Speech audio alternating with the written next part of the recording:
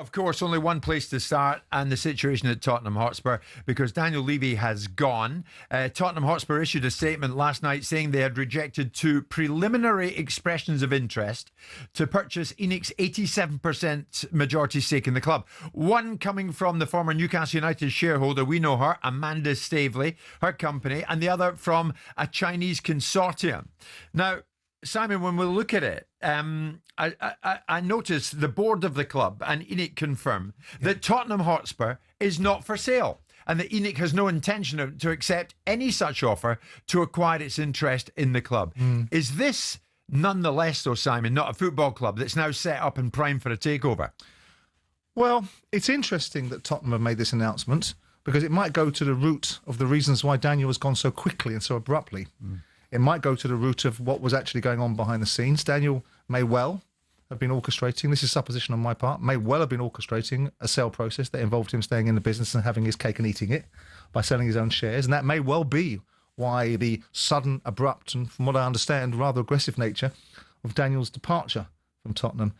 Because was it a sacking? Pretty much, yeah. Tantamount to a sacking? Yeah, I mean, pretty much. I don't think he was asked to leave politely. And so with the best will in the world, and Daniel was very silent at the moment in time, which always makes you feel that someone's legaled up. You haven't spoken to him? No. And, you know, the fact that Spurs have put out a statement tells you something. There's no need for this. I mean, the Rule 9 is basically if you make an offer for the majority shareholder's stake, you've got to make an offer to all the minority shareholders as well. Right? So that's just a positioning situation. But it feels to me, if I'm reading it, the room, and it's my nose that's telling me that rather than facts, that this feels like there might have been something in the background that Daniel was orchestrating or doing, and it may well be that he wanted to sell Tottenham Hotspur. He wants his huge amount of money as a result of it, and probably wanted to stay in situ. So if that's the case, that will go to the explanation of why it's happened so quickly. If it's not the case, then it's something else. But Daniel wasn't asked, you know, to leave without very good reason. Yeah. So ENIC are saying not for sale. Do you think that resolve, Simon, will be tested in the coming days and months? Well, it depends who's going to write a cheque. I mean, Amanda Staveley is a hustler. She'll get in the middle of a deal and create an outcome. And fair play to her. She created a deal at Newcastle and she got paid well out of it. And if she can create another opportunity here, she'll do the same. I mean, the bottom line is Spurs will be for sale. It's about what someone's prepared to pay for it. It's interesting that ENIC have come out with a very interesting statement, because I would assume, with due respect to what I've just said about Daniel, that Daniel was running the business at the bequest of the majority shareholder. So to come out now and say, we want success, is almost laughable, because I'm assuming it was their directive that Daniel ran the football club by in the first place. Yeah. It's also interesting that you make that sort of statement after the transfer window's closed. Are we right to believe the decision around Levy going was driven by Vivian and Charlie, who are Joe Lewis's children? I think the method of execution is relatively immaterial. I think the fact that he's gone is the more material thing. You know, if you listen to the Jungle Grapevine, it will tell you that Daniel was unceremoniously asked to exit. Depends how much fact you want to attribute to that. But gone, he's gone. And I don't think Daniel was expecting it in any shape or form. So you think this was posturing for ownership rather than his performances and his failure to build upon that success at the end of last season? Because they obviously missed out on some really big targets in the side. Well, I think it's very clear. I think you'd have to be the blind leading the deaf to assume that Joe Lewis and the majority shareholder didn't have a significant influence over what this football club did on a day-to-day basis, and Daniel was their method of execution. So he ran the business the way they wanted him to. So to say that now they want a new level of success, I'm assuming must be based upon a complete departure from something they wanted to do for the last 25 years. Yeah. Sammy, tell me this. When we read, football fans are not daft, and they read what's quoted. A source close to the Lewis family heralded a new era at Tottenham and pointed to a desire to improve on-pitch performance. And this is a quote: "Generations of the Lewis family support this special football club, and they want what the fans want: more wins, more often." Was that not the brief over the past 24 years? But again, I would say to you, Daniel didn't run this club in a vacuum. Joe Lewis and the Lewis family were the majority shareholders. And in the initial outset, the funders. So I'm assuming that Daniel ran the football club exactly as they wanted to. So now suggesting that they want it running differently is a positioning statement. It'll make them a hostage to fortune. They'll become a hostage to fortune in January, not now, because obviously the transfer window is closed. So there is an element of ridiculousness about this. I mean, there has been supposition about Spurs wanting to be sold for some time, for significant levels of money, inside and over and above $4 billion. That has been discussed, and deals have been discussed and worked up and never come to conclusions. But Spurs today have put a statement out. There's no real reason for that statement, Besides, it gives you a clear indication of potentially why Daniel is no longer there. Well, it's a big change in direction because only in May, Daniel Levy was speaking and was saying, I tell you what, at Tottenham Hotspur, we want to win the lot. We've won a European trophy. It's not enough. It's what we haven't done that is more important. We need to win the league. We want to win the Premier League. We want to win the Champions League. But, we want to win. I'll put it out there to Tottenham fans this morning. Martin's alongside Simon and myself this morning. Give us a call. For you Spurs fans, should this be cause for celebration or more be careful what you wish for now that Daniel Levy has gone? Because when you look at it, and I'll give you the number to call in a second, Levy was appointed in 2001, longest serving Premier League chairman. Spurs won 2 trophies in that period, a League Cup and a Europa League trophy last season. 14 permanent managers in the Levy era. And Spurs were valued at £2.5 billion by Forbes earlier this year. It was £80 million when Levy took over in 2001. Where do you stand in this, Tottenham fans? Is this a cause for celebration that Levy is now no longer at the club? Or is it a case of be careful what you wish for? You might want to give us a call on that. 03717 223344 810 89. I mean, Simon, again, if you're a betting man, do you see the club being under different ownership, say a year from now? Again, it all comes down to what someone's prepared to pay for it. Yeah. I mean, what would get it? Oh, who knows? I mean, you'd have to ask Joe Lewis that. You'd have to ask his grandchildren that. The fact is that Tottenham are looking now at the direction of travel. Football's changed dramatically. Even Arsenal changed, pivoted after the 2021 COVID situation, and spend a lot more money than they used to do because they realised that the pursuit of excellence is what's going to make the capital value of a football club bigger. And that's what I write about in the Sunday Times, which is, hang on a second, prudence has gone out the window. Daniel's a throwback, an anachronism to an era where people used to try to run football clubs like a business or try to run it like local businessmen that could afford to own a football club. Now it's nation states with different agendas. Yeah. So Chelsea and Man City and other football clubs have thrown so much money at success, yet the value of their clubs is so significant. And Spurs may have to pivot into that and understand that. And Daniel didn't. But when I see my original reading of the situation was always that Daniel had been pushed out. And there's nothing that I've heard, seen that has changed that. But seeing the statement from Spurs now, this morning, makes me begin to think why he was pushed out. Right. Rather than personality clashes, rather than people becoming fed up with one another, it would appear to me that there are other things at play here. And again, it's a supposition on my part, but Spurs putting out a statement saying, we're not for sale. If you want to make an offer, make a formal offer, you've got to apply with Rule 9. Why do that? As a club, that might give you some insight as to what was going on. Did the club outgrow Levy? No, not really.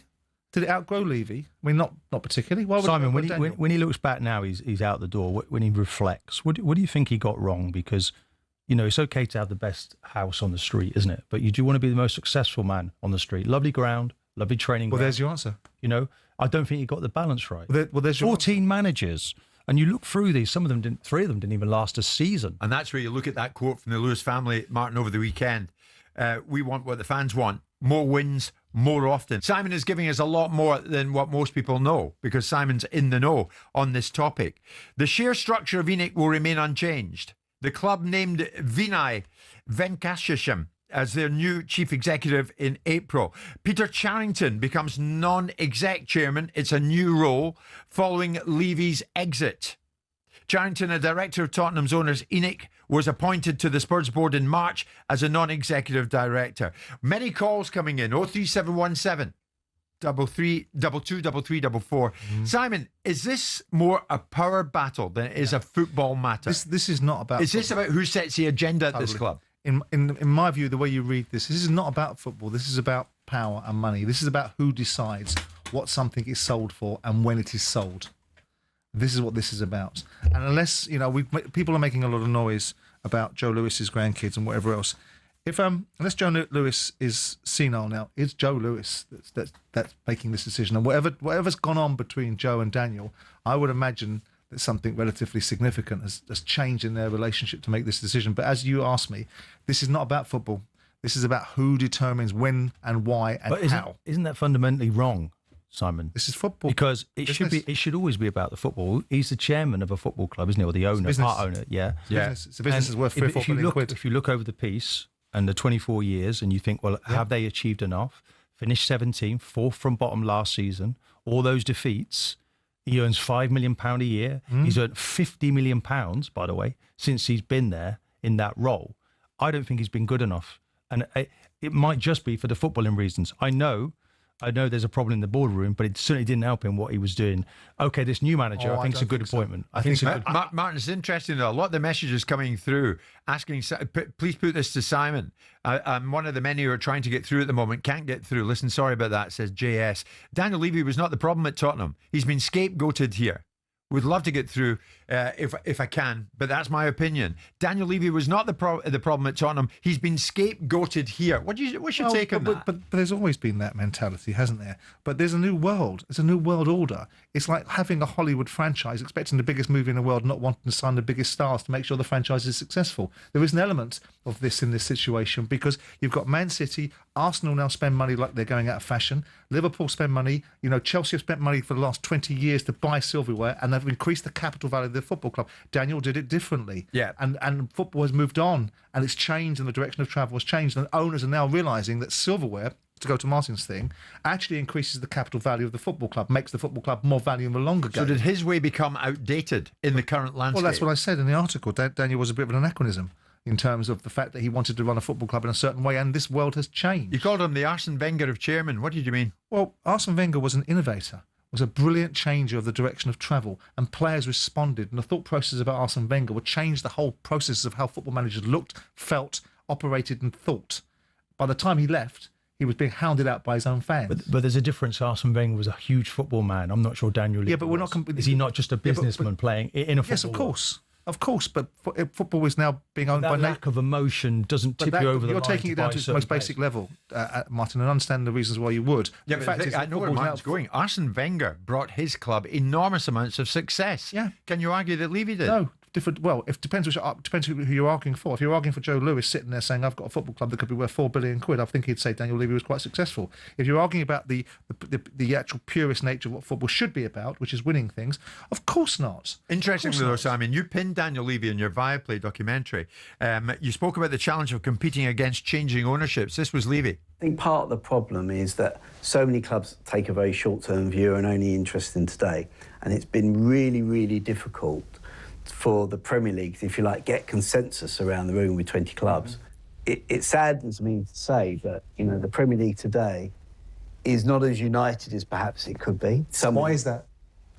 Look, I think you have extremes in the Premier League, more extremes in the Premier League today than you did 20 years ago. You know, you have effectively state ownership of clubs.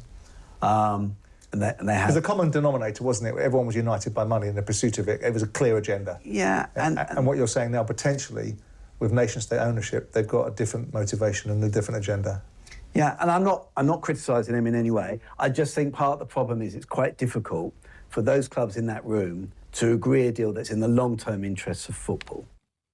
Do you think the outlook at Spurs will change, Simon? In that it won't be about money, it won't be about being massively in the black, it won't be about a dazzling financial performance, it will be about winning on the pitch. No. I think that they've made themselves a hostage to fortune because they've made the statements, and we'll see what they do. And we'll see what they do in January. It's interesting they made the statement and decided to take Daniel out of the picture directly after the transfer window is closed. So they can't do anything in real terms, can they now? They can't do anything instantaneously, but football doesn't operate just in instantaneous terms. They'll be held to account in January. But again, I go back to my point, which again, my nose tells me this is not about football.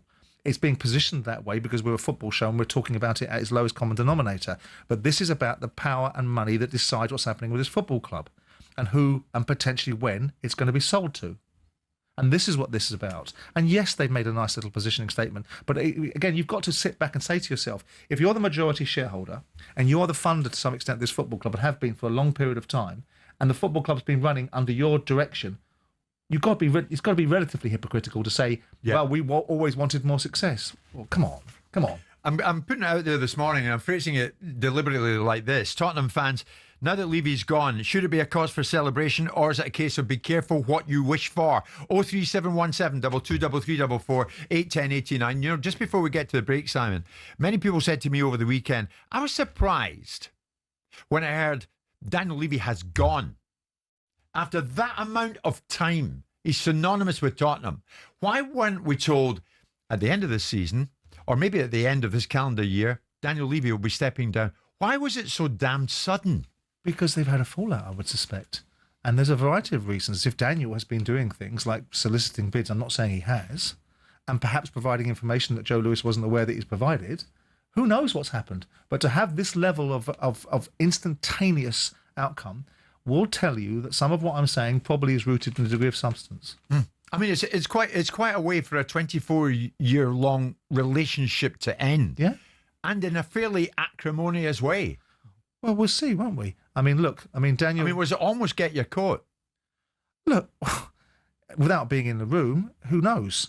The fact of the matter is that Daniel's gone. They've made a statement. They've gone and followed it up with a statement saying, we will not be accepting any bids unless they're done properly. That tells you something, doesn't it? That must tell you something. Even the blind must see that something's gone on there. And I would imagine that some of what I'm saying has some real substance behind it.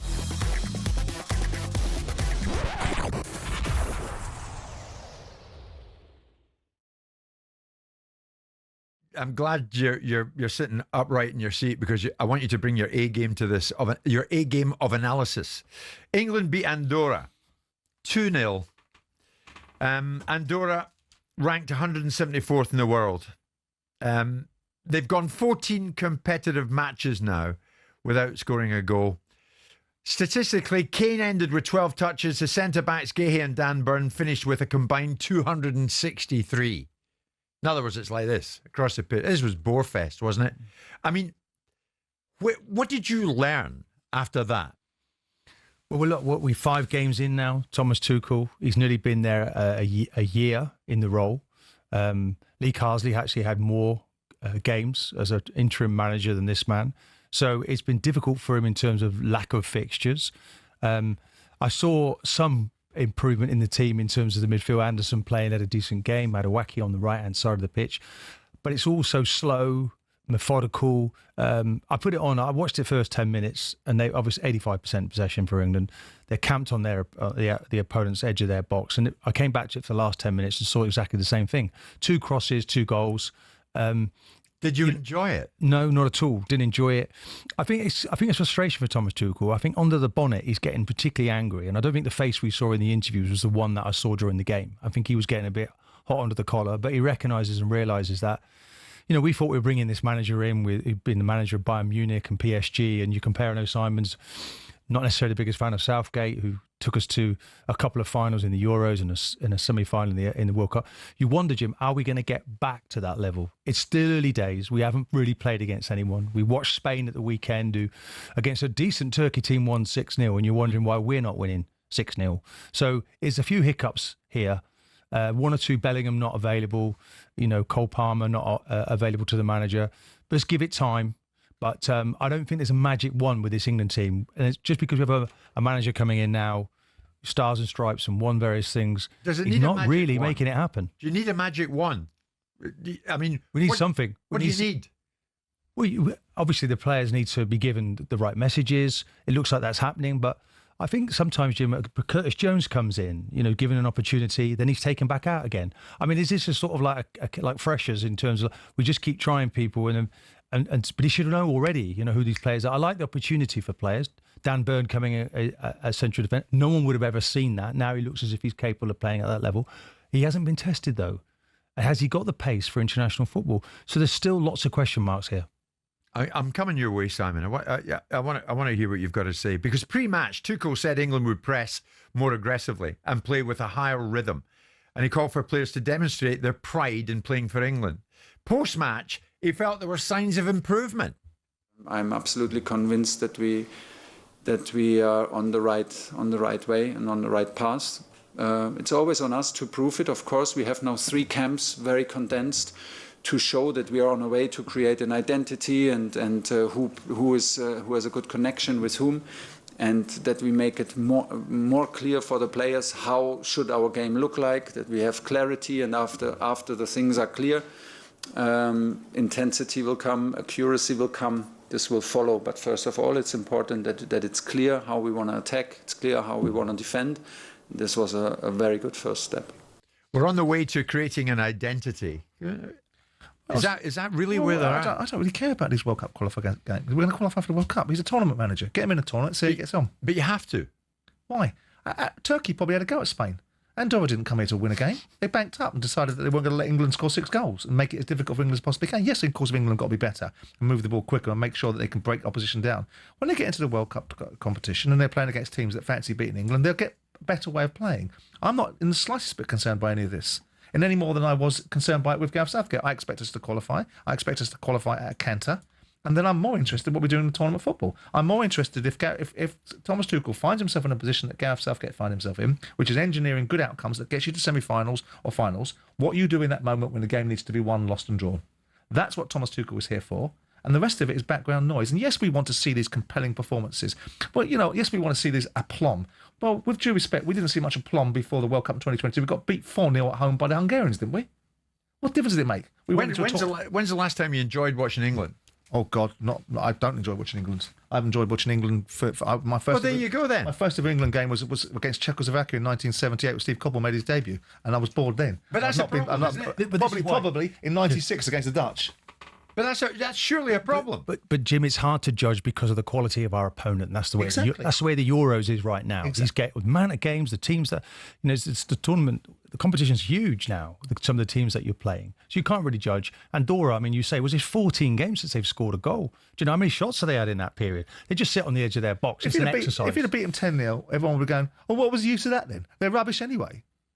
So, I mean, Thomas Tuchel, we know we're going to... Is anyone in any doubt we're going to qualify for this World Cup? No, we're virtually there now. We're going to win the next game. Thomas Tuchel's job is to make sure this team is functioning at a higher level when we get to the World Cup against teams that will actually want to play against England rather than stop England from scoring 6 goals.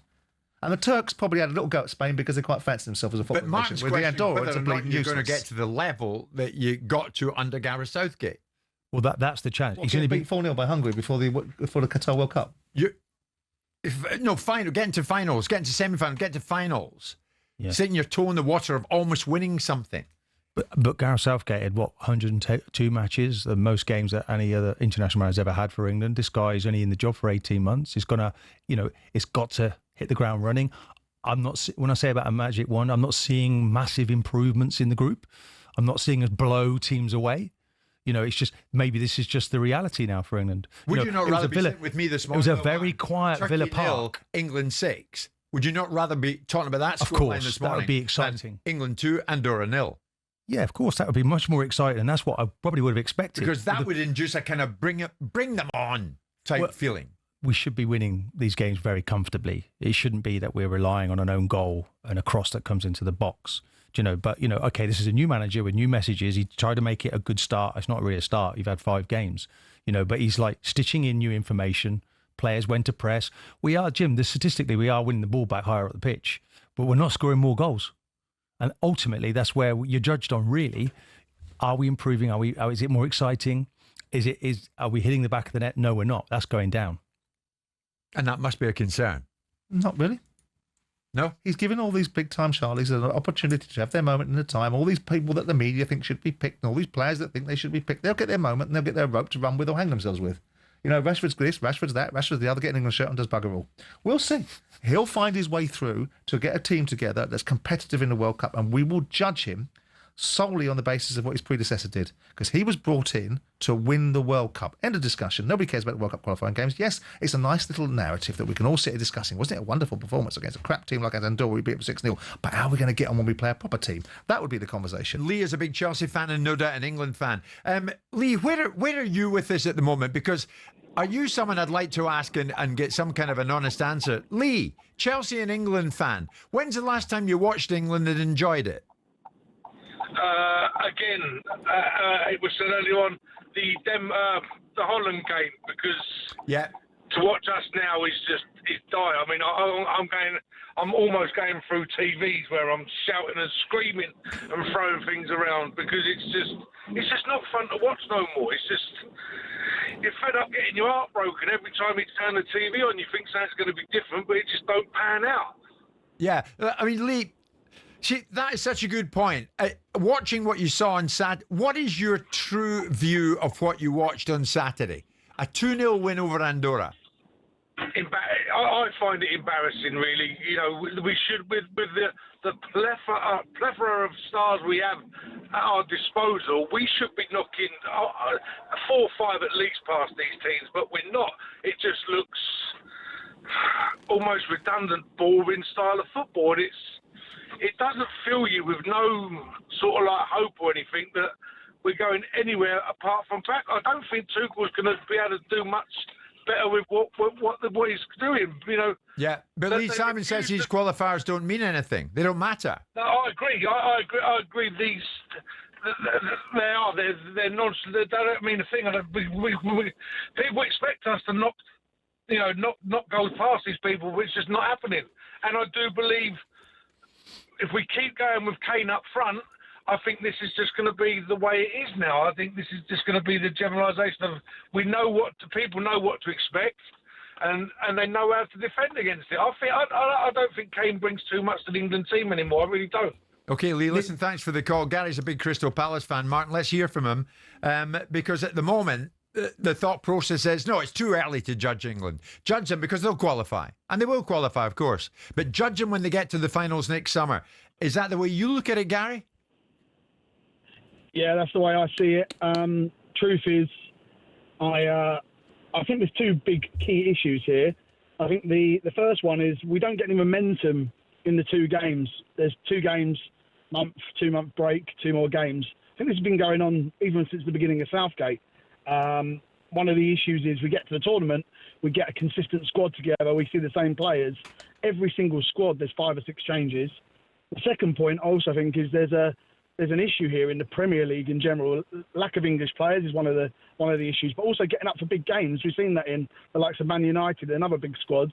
These players, there's inevitability about these results, you know. Some of these players, they struggle to get up for the big games and they don't deliver. So why is it different then for Spain? Why is it different for the nations that we're looking at to try and emulate for the French?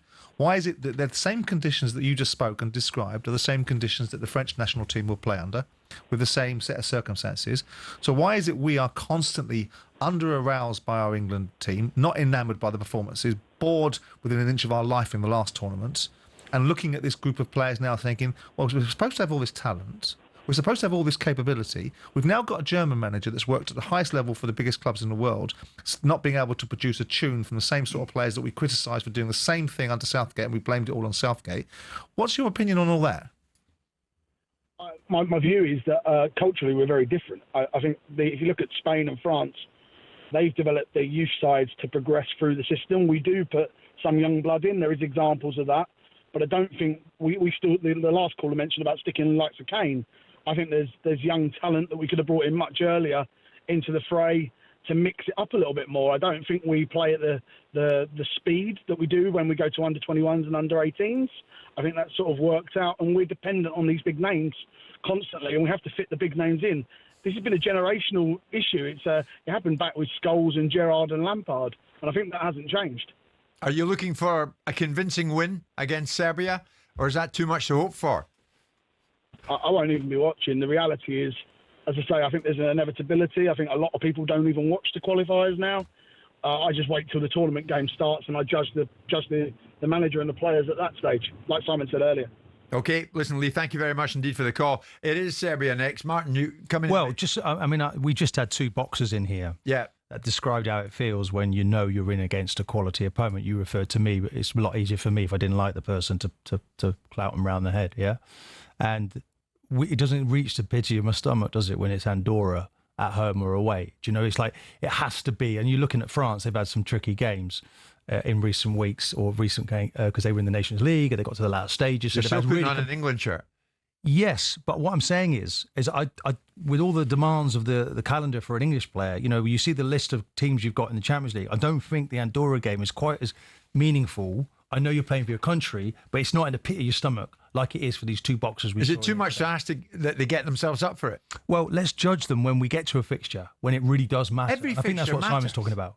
I know that, but we should be able to win these games 4 or 5-0. We're hearing people I don't think it's a buzz. They can choose now. It's certainly not a buzz to watch it. I won't bother with that one. It's not a buzz. I might watch that one. Is it a buzz to watch it? You know, to look at it. Andorra, home and away, we've played them twice now. We've only managed 3 goals. I don't know how many shots But Simon made a good point. How come the French and the Spanish go up for every game it would Well, they seem? don't do that in every tournament. I looked at the French closely before the Euros last time around, and they weren't great. But it was like, okay, they just put it to one side. But when it came to the tournament, they were certainly up for it and did okay, do you know?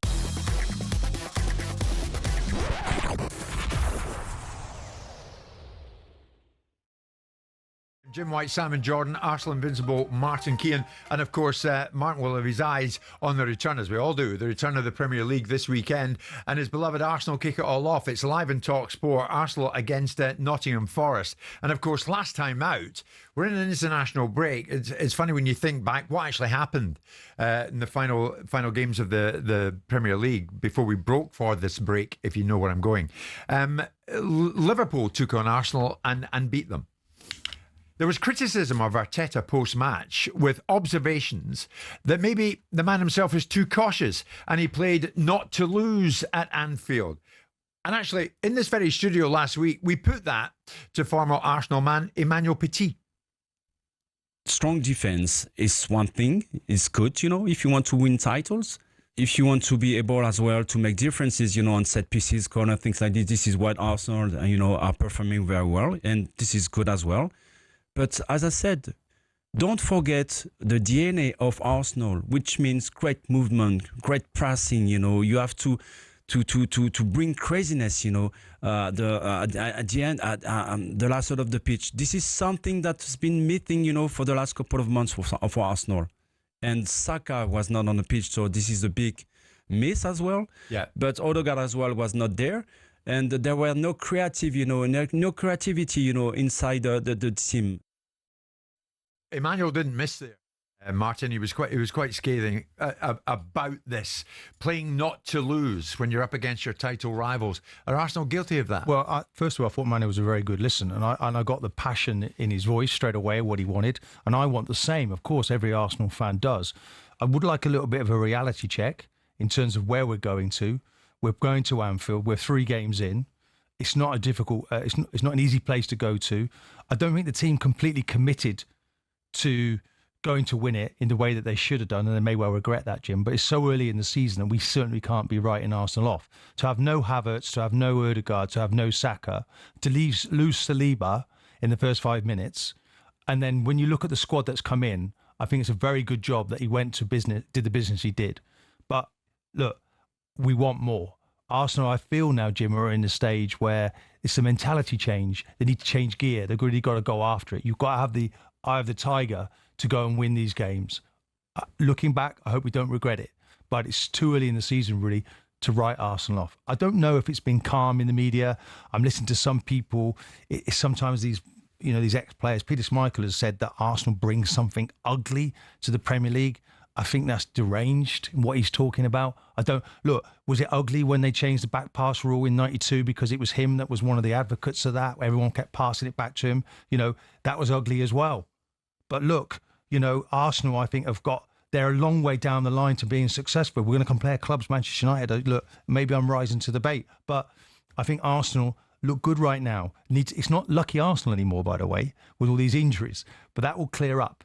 But they have now got a squad to go the distance. But does it concern you, Martin? Liverpool is still ahead. They haven't won under Arteta at Anfield, at the Etihad. Jim, I looked into this. I looked at Pep and I looked at some of it. I don't think Pep, I think he's won once or so at Anfield. We make too much of these things. It's about being Premier League champions. Arsenal have to win the return leg, but they have to win pretty well every game in between. But there's a lot of newness in the Arsenal squad because, they've just bought a whole load of players. Spent a great deal of money, and there's a pressure, there's an emphasis. I want this team to be successful, and I think something was missing in that game, and that's where they got to find it. Look, in the Manu Petit teams that I was in, it didn't go well at the start. We had big meetings. We changed direction. He talked about PSG, how they had a poor season up to Christmas. Look what happened to them. It certainly isn't over. Arsenal have to find those answers, and I think they're capable of it. I mean, Schmeichel, as Martin says there, Simon, was strong. I don't want to insult Arsenal, but their brand of football is so annoying to watch. He said it was ugly, didn't he? Arsenal bring an ugly brand of football to our game. Arteta, let your team play football. Let them loose. I think the DNA of Arsenal Football Club under Arsene Wenger was one that was renowned throughout the world, Jim. And that's what Petit was saying, though. There was a crazy... And it has fallen away a little bit, and they can get back to it, but it's about the team then taking ownership and going playing with more freedom. The handbrake has to come off, and they don't play quick enough. They look at a pass and turn their back on it, and they need now to punch the ball through the team, let go, make it happen. It's in their grasp, but it's still work in progress. Schmeichel, nowhere near it with his comments. Well, I think it's to judge it. Well, I think if you're making a point and you want people to listen, you make it quite loudly. I don't think you would say that Arsenal are ugly. I think you might say that some of their play is a bit pedestrian at times and doesn't create the opportunities that you'd like it to do.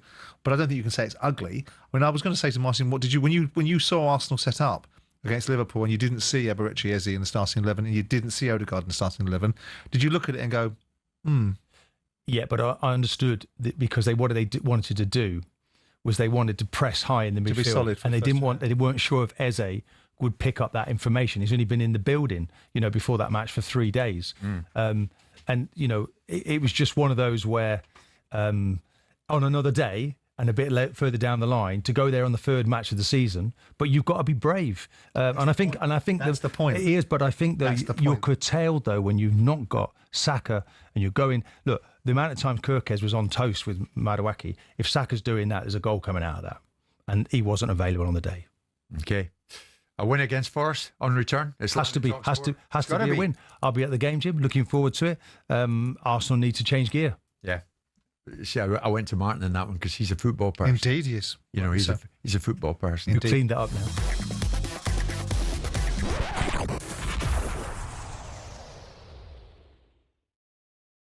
Plenty of stories always seem to abound about supporters not happy with the way their club is being run.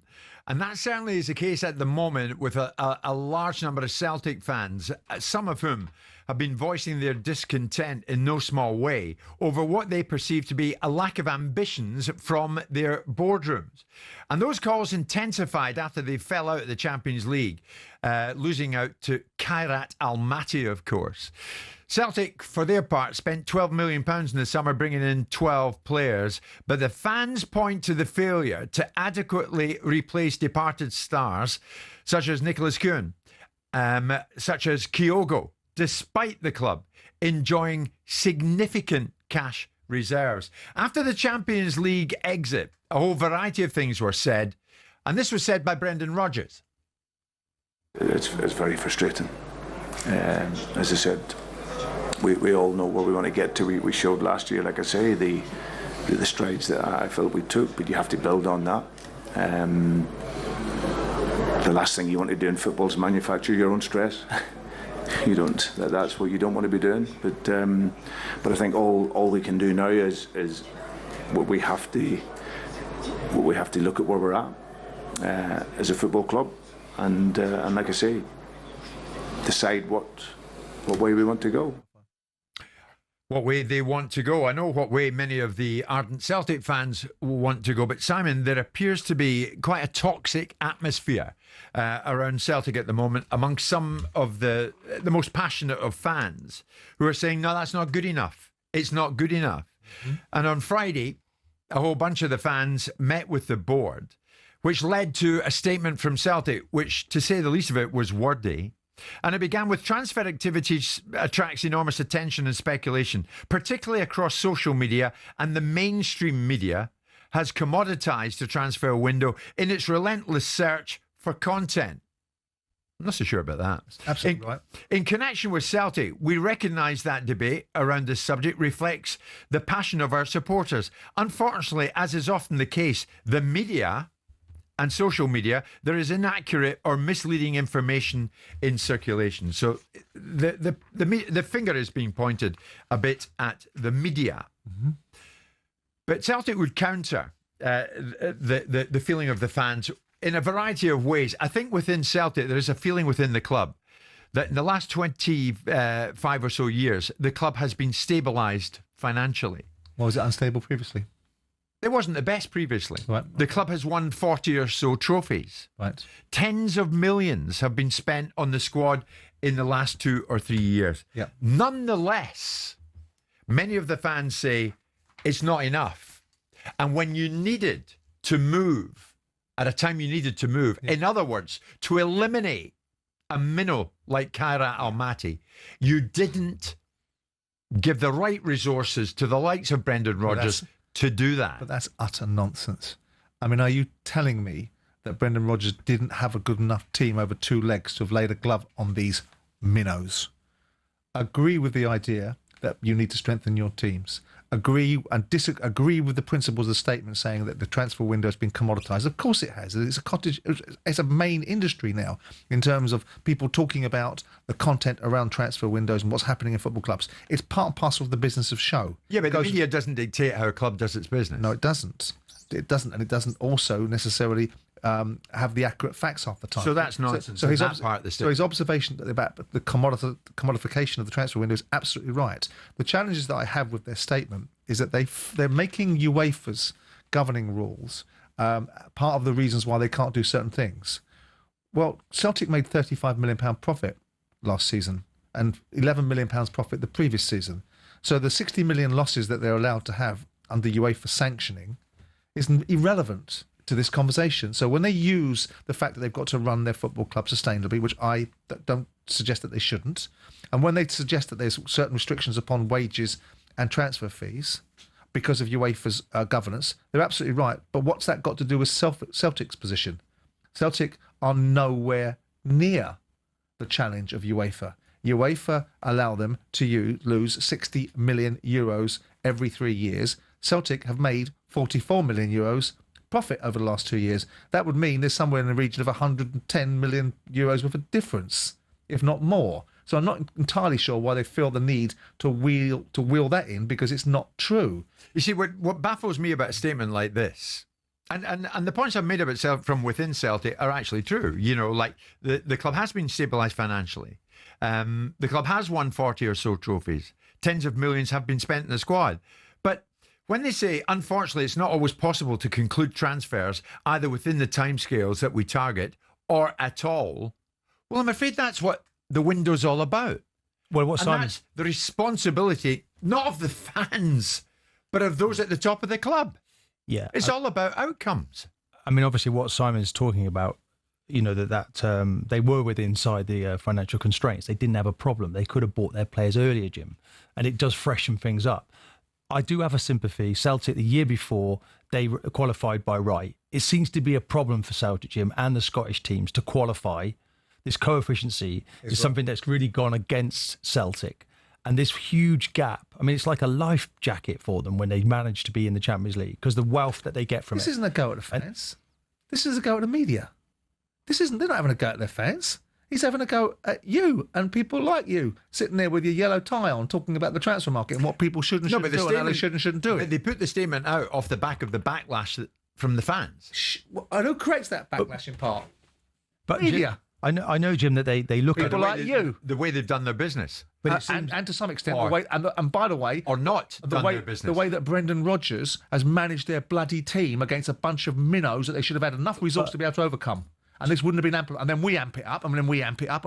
What's Celtic going to buy? They're going to buy a £5 million centre forward. Woohoo! That's going to scare Europe. But Jim, the Celtic fans would be happy because Celtic bought a £5 million centre forward. I think and they'll be able to have a go at their bosses or the people that run the club. It's Simon, nonsense. I think, though, I mean, if you're going to sign for Celtic, I mean, a large part of this is, are they in the Champions League or not? These great nights. I thought they had to win the Premier League. Yeah. I thought that was a big thing.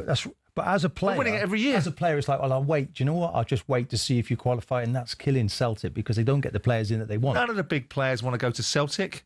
What do they want to go to Celtic for?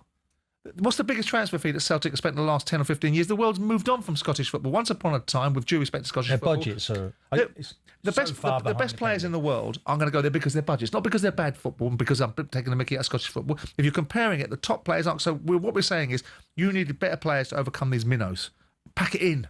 Yeah, but you wait. Rodgers shouldn't get a pass for this. So as a player, he shouldn't get a pass for this. Surely, Brendan Rodgers should be copping as much flack as the ball are for the fact that this team, if people are getting really annoyed with the fact they didn't get through the Champions League qualifiers, then they should be looking at their bloody manager. They should be advocating for the fact that if you win the Scottish title, you automatically go into the.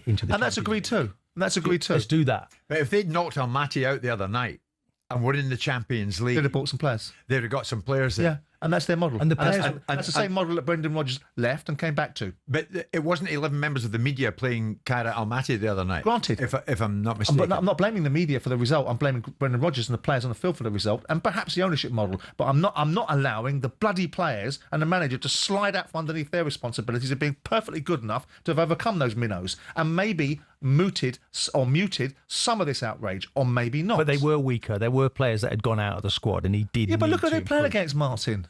I get it, but look at who they're playing against. It's a pub team. Okay.